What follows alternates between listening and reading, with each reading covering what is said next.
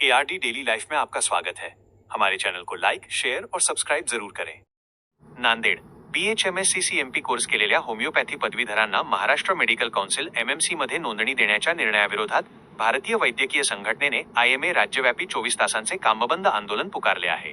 नांदेडमध्येही डॉक्टरांनी एकत्र येत जिल्हाधिकाऱ्यांना निवेदन दिले व हा निर्णय त्वरित मागे घेण्याची मागणी केली। नोंदणी प्रक्रिया रद्द न केल्यास हे आंदोलन अनिश्चित काळासाठी तीव्र केले जाईल असा इशारा डॉक्टरांनी दिला आहे।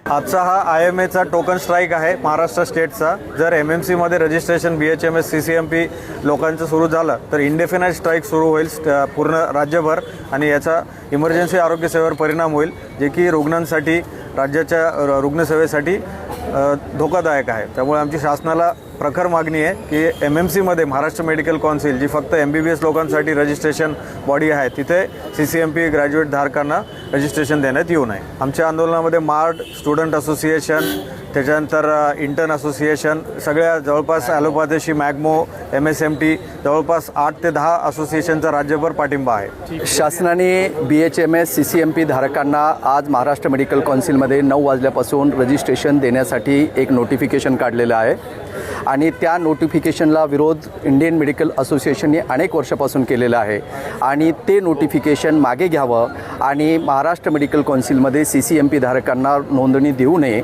याच्यासाठी आम्ही हे निवेदन दिलेलं आहे। आपल्या देशामध्ये 4 पॅथी उपलब्ध आहेत, त्याच्यामध्ये ॲलोपॅथी, आयुर्वेदा, होमिओपॅथी, युनानी।